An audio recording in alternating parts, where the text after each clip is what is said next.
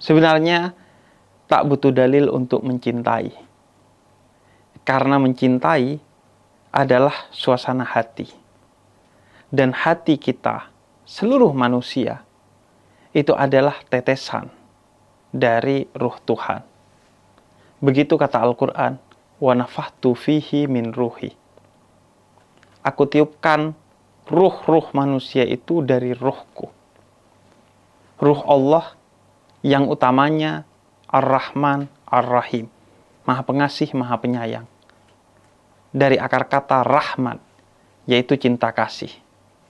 Sehingga cinta, ia selalu berlabuh kepada sesuatu yang indah. Yang sama sekali bukan hanya tidak bertentangan dengan yang dilarang oleh Tuhan. Namun, ia selalu selaras dan mendorong kita untuk semakin dekat kepada Tuhan. Meskipun kita kadang salah tentang cinta itu sendiri. Kita sering menduga sesuatu itu cinta, padahal ia adalah nafsu. Maka begitulah perkara mencintai Nabi Muhammad. Ia tak butuh dalil. Karena Allah begitu mencintai Nabi Muhammad, sehingga bahkan kiblat umat Islam yang awalnya di Masjidil Aqsa, di Yerusalem, Palestina sana, diubah dan digeser ke Mekah, yaitu menghadap ke Ka'bah di Arab Saudi sana, lantaran Nabi Muhammad diketahui oleh Allah setiap malam melihat ke langit dan tergerak hatinya satu keinginan bahwa kiblat itu suatu hari akan berada di Mekah, yaitu Ka'bah, tanah kelahirannya, tanah airnya yang begitu dicintainya. Dan seandainya cinta ia butuh dalil, maka niscaya Allah tidak akan mencintai kita manusia. Karena dalam Al-Quran diceritakan, malaikat telah protes kepada Allah dengan mengatakan, bukankah manusia akan menciptakan kerusakan di muka bumi ini? Namun Allah tetap memilih untuk mencintai seluruh manusia dengan segala kekurangan, kehilafan, kesalahan yang dilakukan sekali, dua kali, atau berkali-kali oleh manusia itu sendiri. Ana laka muhib. Aku cinta kepadamu, kata Allah dalam salah satu hadis qudsi. Seluruh manusia dicintai oleh Allah. Maka ketika kita mencintai Nabi Muhammad dengan segala kesempurnaan dan keagungannya, pastilah tidak butuh dalil. Sebagaimana juga Nabi, seandainya butuh dalil untuk mencintai kita, niscaya dalil itu seharusnya bukan mencintai, tapi membenci. Lantaran Nabi telah mengajak kita minat dulumat, dari kegelapan ilan nur, menuju cahaya, namun kita tetap kadang hingga sering tidak bersetia kepada jalan Nabi Muhammad. Padahal jalan itu bukan untuk keuntungan Nabi Muhammad, tapi untuk keuntungan kita, agar bahagia di dunia dan selamat di akhirat. Maka cinta secara substansi ia tidak butuh dalil. Hati yang suci, yang dalam, yang luas, ia akan tergerak untuk mencintai segala sesuatu yang indah, yang agung, yang sempurna. Maka apa yang lebih indah dari segala ciptaan Allah melebihi Nabi Muhammad? Oleh karena itu, yang kemudian menjadi pertanyaan bukanlah cintanya, tapi ekspresi dari cinta itu. Ia yang butuh dalil. Dan sejauh, seluas, hingga sepanjang yang kita amati tentang ekspresi cinta kepada Nabi Muhammad, dalam peringatan-peringatan Maulid Nabi Muhammad, secara umum tidak ada yang bertentangan dengan dalil-dalil yang dituntunkan oleh Islam. Di dalam Maulid, bahkan kita mencintai dan mengekspresikan cinta itu kepada Nabi Muhammad sebagaimana Allah yang mengajarkannya kepada kita. Paling tidak, dalam peringatan Maulid Nabi Muhammad ada 3 hal yang utama. Pertama, di dalamnya ada pembacaan sejarah Nabi Muhammad. Seluruh kitab Maulid yang dibaca, dari Simtud Duror hingga Barzanji, ia berkisah tentang sejarah Nabi Muhammad. Hanya saja lantaran ia berbahasa Arab dan kita tidak pernah membaca artinya, sebagian kita tak sadar bahwa itu adalah sejarah Nabi Muhammad yang begitu indah karena dilantunkan dengan syair. Bahkan ditulis bukan dengan goresan tinta intelektualitas belaka, tapi tinta spiritualitas. Yang penulisnya telah mengalami satu keadaan spiritual yang agung. Dan yang kedua, peringatan Maulid Nabi Muhammad,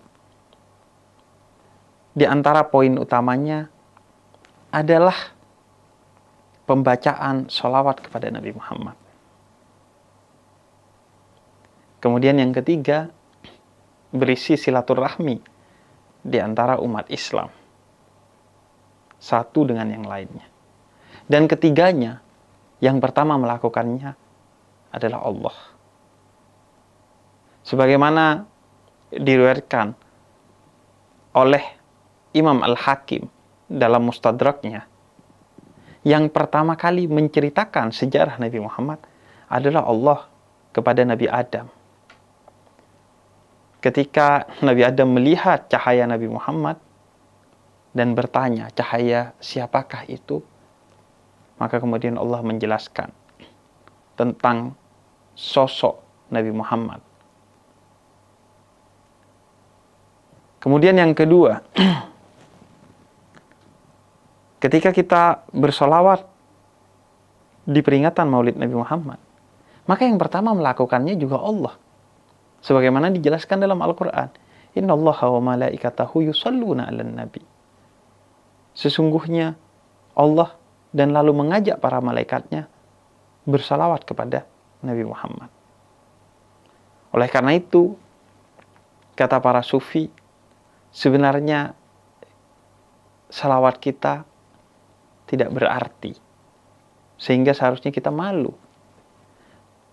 jika tidak Allah yang mengajak dan memerintahkan kita untuk bersalawat kepada Nabi Muhammad. Lantaran sebelum kita bersalawat, Allah telah bersalawat. Kalau Allah yang telah bersalawat, maka apalah artinya salawat kita?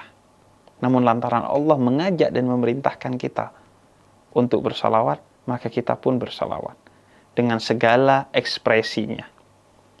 Ada yang dengan irama-irama tertentu, ada yang diiringi oleh rebana, ada yang dilantunkan dengan syair, ada yang disampaikan dengan prosa, puisi, dan lain sebagainya. Yang terpenting, tidak berlebihan hingga menerabas nilai-nilai dasar dalam Islam dan adab-adab atau akhlak yang diajarkan oleh Nabi Muhammad.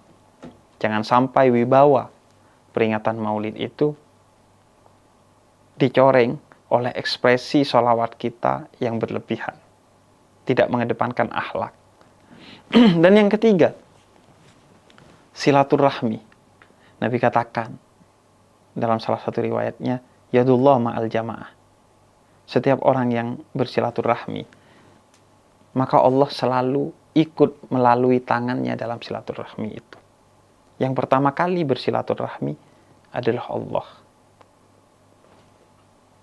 Di antara silaturahmi pertama yang dilakukan Allah kepada kita adalah ketika di alam ruh Allah bertanya kepada kita, Alastu birabbikum? Apakah aku Tuhanmu? Qalu bala syahidna. Ya, engkau Tuhanku. Aku bersaksi atas hal itu. Maka baik membaca sejarah Nabi Muhammad, bersalawat kepada Nabi Muhammad, dan bersilaturahmi adalah aktivitas dan ekspresi cinta dari Allah kepada Nabi Muhammad yang dilakukan oleh Allah pertama kali sebelum semesta, termasuk kita apalagi melakukannya sejak ratusan tahun yang lalu hingga saat ini. Namun, ekspresi cinta tentu berbeda-beda. Nggak ada masalah. Yang penting sama-sama tidak melanggar apa yang telah diteladankan oleh Nabi dan apa yang telah diajarkan oleh Allah melalui agama Islam. Meraih cinta Nabi Muhammad tidak mesti meriah. Jangan sampai justru kita hanya terjebak kepada kemeriahan Maulid Nabi, tapi tidak meraih cinta Nabi. Apalagi jika kita harus melakukan hal-hal yang seharusnya kita tidak sampai lakukan untuk mengekspresikan cinta kepada Nabi Muhammad. Misalnya, kita harus sampai berhutang sana-sini untuk menyelenggarakan Maulid Nabi. Padahal, menyelenggarakan Maulid Nabi satu kebaikan, namun yang lebih fondasional adalah kita tidak berhutang. Karena Islam melarang kita berhutang jika tidak benar-benar darurat, bukan untuk kebutuhan yang produktif, dan masih bisa mencari jalan lain selain berhutang. Oleh karena itu,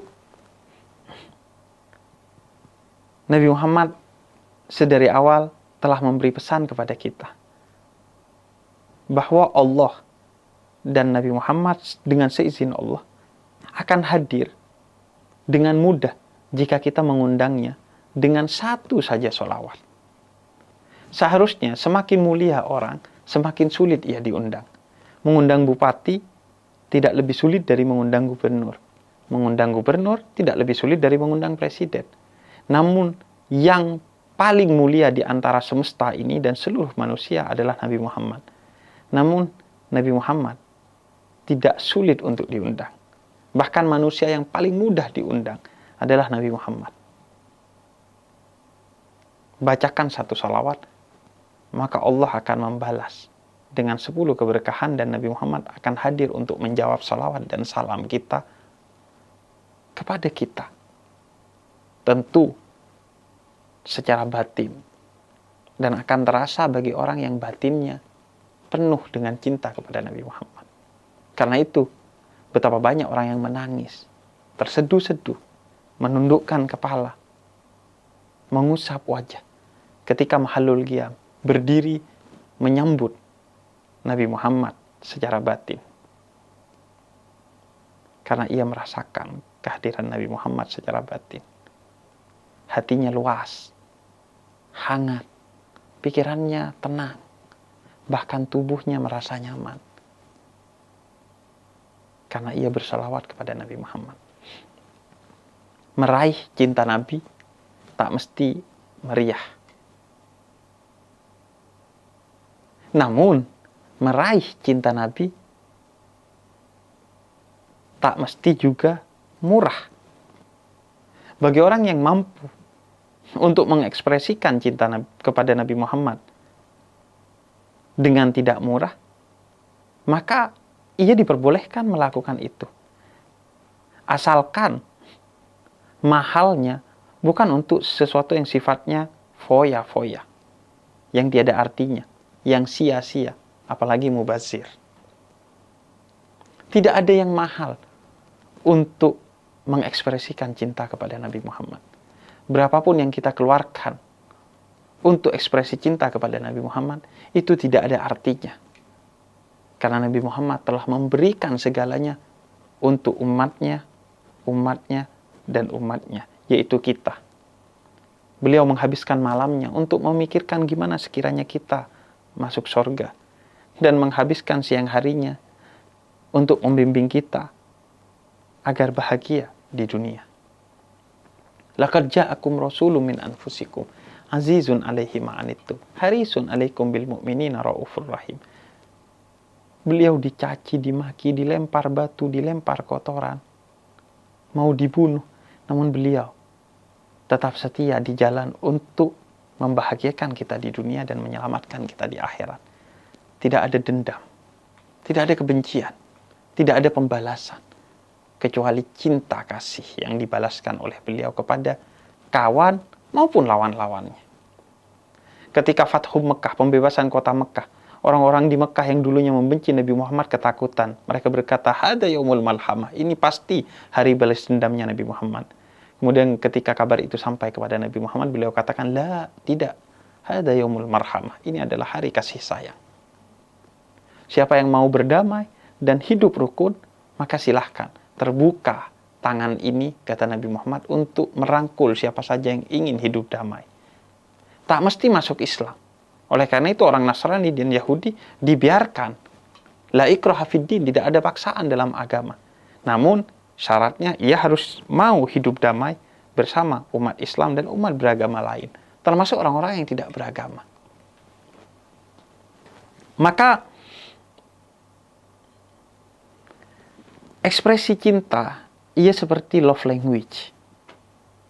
Setiap orang, setiap kelompok berbeda-beda sesuai dengan tarikan hatinya, pemikirannya, tradisinya, dan lain sebagainya. Ada yang mengekspresikan cinta itu dalam kemeriahan, seperti yang dilakukan oleh kita, orang-orang Nahdien dan para Habib. Ada juga yang mengekspresikan cinta dalam kesunyian, dengan berselawat, dengan membaca sejarah Nabi Muhammad. Dan memang begitu kata Imam Jalaluddin As-Suyuti. Inti dari Maulid Nabi adalah 4. Yang pertama adalah membaca Al-Quran dan zikir-zikir kepada Allah. Karena Allah yang mengutus Nabi Muhammad. Karena kasih sayang Allah kepada kita. Jika bukan karena Allah menyayangi kita, niscaya dunia ini adalah penjara bagi kita. Karena tempat dihukumnya nenek moyang kita, yaitu Nabi Adam, lantaran melanggar aturan Allah untuk tidak memetik dan memakan buah khuldi. Namun dunia ini tidak menjadi penjara bagi kita, anak cucu Adam, lantaran di dunia ini sebelum Nabi Adam melakukan kesalahan di sorga, telah diciptakan nur, cahaya Nabi Muhammad. Karena bumi ini diutus Nabi Muhammad yang melepaskan kita dari jerat kegelapan, jerat keterpenjaraan, menuju kebebasan, cahaya. Jika bukan karena Nabi Muhammad, kita akan suntuk di dunia ini. Karena dunia adalah penjara bagi kita manusia yang merupakan anak cucu Adam. Dan jika bukan karena Nabi Muhammad, tidak diciptakan segala sesuatu. Karena manusia cenderungnya merusak, mengumbar nafsunya. Namun Nabi Muhammad cukup menjadi alasan bagi Allah untuk menciptakan manusia. Karena Nabi Muhammad yang akan membimbing manusia itu, dan Nabi Muhammad yang akan mensyafaati manusia itu. Dan seandainya semua manusia tidak beriman, cukup imannya Nabi Muhammad untuk menjadi kado bagi Allah atas penciptaannya terhadap seluruh manusia dan seluruh alam semesta. Kemudian yang kedua, kata Imam Jalaluddin As-Suyuti, adalah memberi makan. Yang ketiga, bersedekah. Dan yang keempat, membacakan sholawat kepada Nabi Muhammad. Dan keempatnya bisa dilakukan dalam kemeriahan maupun dalam kesunyian. Ada orang yang membaca Al-Quran dengan dikeraskan suaranya. Ada yang membaca Al-Quran dengan tidak dikeraskan suaranya. Ada yang memberi makan orang lain dengan terang-terangan. Ada yang memberi makan orang lain dengan sembunyi-sembunyi. Ada yang memberi sedekah dengan diposting. Ada yang memberi sedekah tanpa diposting. Ada yang bersalawat dengan dikeraskan, bahkan dilagukan. Ada yang bersalawat dengan tidak dikeraskan dan tidak dilagukan. Semuanya indah. Semuanya tidak ada bermasalah. Sedekah dan memberi makan diperlihatkan, itu baik kata Al-Quran. In tubdu shadaqati fa ni'ma hiya. Kalau kamu menampakkan sedekahmu, nggak ada masalah kata Al-Quran. Yang tidak boleh adalah riya, dan riya adalah kondisi hati. Ada yang diam-diam bersedekah, tapi hatinya merasa kalau dia tidak mensedekahi orang itu, maka orang itu akan kenapa-kenapa, maka itu adalah riya. Ada yang terang-terangan bersedekah, tapi hatinya tidak merasa ingin dipuji. Itu hanya untuk motivasi agar orang lain ikut bersedekah. Maka ia tidak riya. Oleh karena itu, jangan hakimi love language seseorang atau satu kelompok. Biarkan ekspresi cinta itu beragam. Sebagaimana keragaman manusia yang memang itu diciptakan oleh Allah. Keragaman itu indah. Tak mesti diseragamkan. Yang harus seragam adalah bahwa kita sama-sama mencintai Nabi Muhammad dengan ragam ekspresi itu. Ada yang begini dan begitu ekspresinya. Tak perlu saling menyalahkan. Karena setiap kita disatukan dengan satu ikatan, yaitu mencintai Nabi Muhammad. Maka semua orang sejatinya bermaulid Nabi. Namun, seringkali maulid Nabi telah menjadi merek di luaran, sehingga kita tidak pernah menyelami dalamnya. Oleh karena itu, tepat apa yang digambarkan oleh almarhum Kiai Ali Mustafa Yaqub ketika menjelaskan tentang maulid Nabi Muhammad. Seringkali orang kemudian saling sindir, bahkan berdebat untuk urusan-urusan luaran yang sebenarnya itu tidak penting. Seperti hotdog, secara luaran, ia seolah haram. Karena artinya, dog itu anjing, hot itu panas. Tapi nyatanya, hotdog itu bukan makanan yang dibuat dari daging anjing yang panas sehingga ia haram. Tapi isinya roti, sayur, dan daging-daging yang halal. Tidak haram hotdog itu. Nah, kita seringkali tidak berpikir secara mendalam dan substansial. Sehingga kemudian kita hanya melihat aspek luaran saja. Kita dibuat bertengkar, berkonflik, atau saling sindir hanya karena ekspresi-ekspresi luaran yang itu tidak bermasalah dan itu tidak penting. Maka mari jangan jadikan momentum Maulid Nabi ini sebagai momentum perpecahan. Karena ingat bahwa doa Nabi Muhammad yang dipanjatkan kepada Allah untuk umatnya, dan kemudian Allah tidak mengizinkan doa itu terjadi lantaran di sana manusia yang bernama umat Islam ini akan diuji, yaitu agar umatnya tidak saling terpecah belah. Kata Allah, enggak, aku akan biarkan mereka berbeda pendapat sebagai ujian bagi mereka. Untuk mereka yang berakal dan beriman, perbedaan tidak akan menjadi perpecahan, tapi justru menjadi sebab persatuan. Karena dengan berbeda, mereka saling mengisi satu sama lain, sehingga kemudian mereka menjadi kuat dalam persatuan itu. Namun orang-orang yang bodoh, ia akan menjadikan perbedaan sebagai bencana yang membawa kepada pertikaian hingga perpecahan. Maka sudah saatnya kita menjadikan momentum Maulid Nabi sebagai momentum persatuan kita. Fabidzalika falyafrahun. Atas karunia dan rahmat yang telah diberikan oleh Allah, kata Al-Quran, bergembiralah. Setiap orang punya ekspresi kegembiraannya masing-masing. Maka sudahi galaumu. Mari kita bergembira.